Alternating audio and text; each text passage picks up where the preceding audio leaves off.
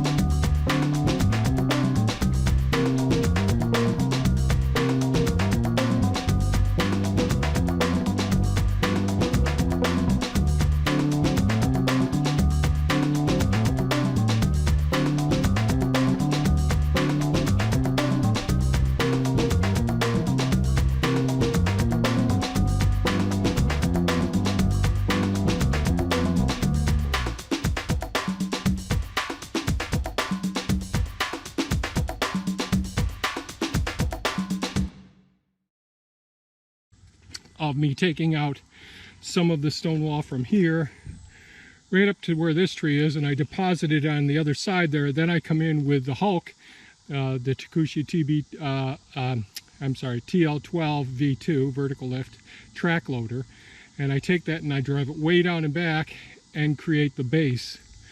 So all of this stone really does a great job of allowing water to flow through the stone. So in those really low spots on the property where I want water to be able to travel through those low spots on the property without blocking it off and without creating a dam, let it go through it. And then I use the gravel from those piles that we just walked by over there to cover it up. Unfortunately, this stone wall, that's where I had started taking it out from the other end over there and sunk. I buried the Hulk. And this is all that I've got left of this stone wall. And I'm really running out of it pretty quickly. But I'll show you the area. We'll take a ride down and we'll go through a new pathway that I've gone through.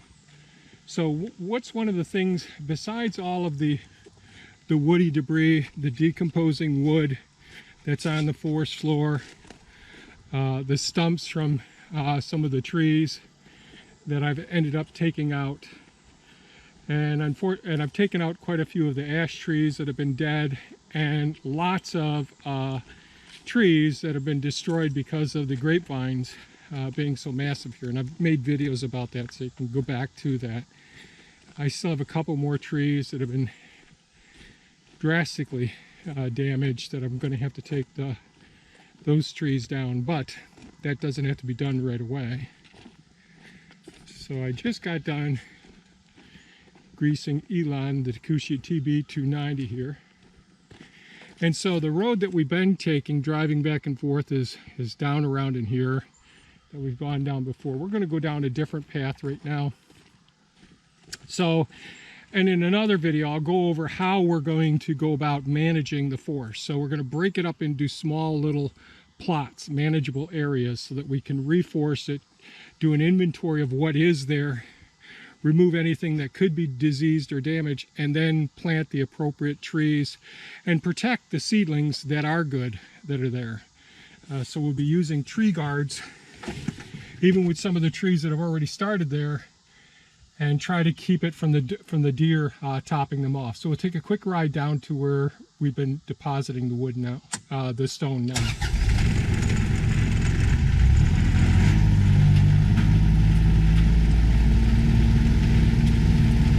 This is an area, a cluster of trees right here that had a huge grapevine in it. It extended all the way across in here. Part of this maple here, the two main trunks were died because of being strangulated by some of the grapevines there. Lots of grapevines still over in here that I've got to get out, and over in here. So we'll be doing more hugelkultur pits. Hopefully we'll have more decent material that'll come in handy in the locations that I'm working in. So now this road connects to the road that I have been using. So the road that I have been using is right up that way. We've got a little bit of a shortcut.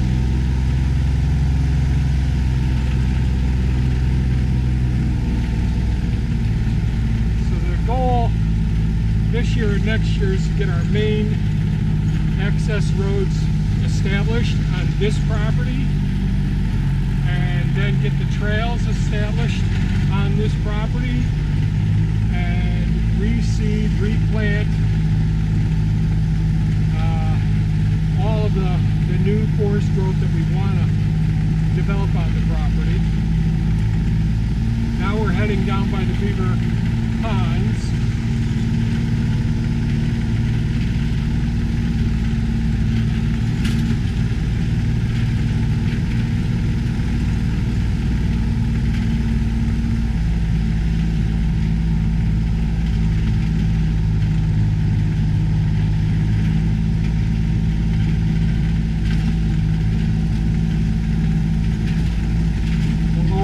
Is to our right. elevation down below. Each one drops about 4 or 5 feet. I'll have to check the actual elevation.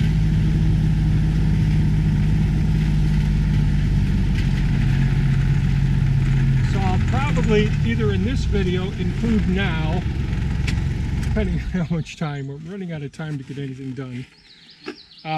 But there will be a video if I don't include it right here with the Skydio 2. I came down this morning, and it's just to try. Oh, there's a baby banded water snake right there. They are aggressive little buggers, the banded water snakes.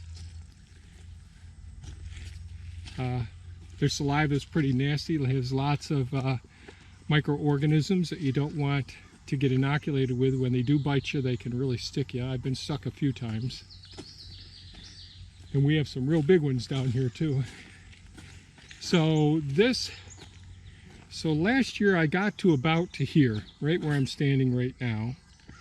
And so what I've been doing is coming down with loads and loads of the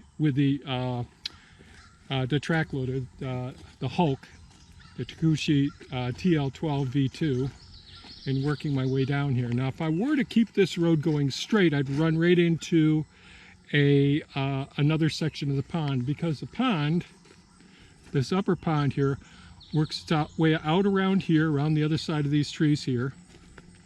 And I'll be planting lots of willows and poplars in here as well for the beaver to be able to help them get through the season. Same thing on this side I'll be doing.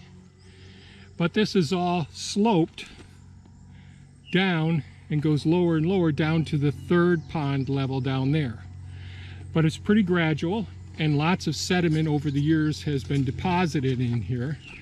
So as I put loads and loads of stone in here, and then I start driving on top of it, it just gets squished right down in.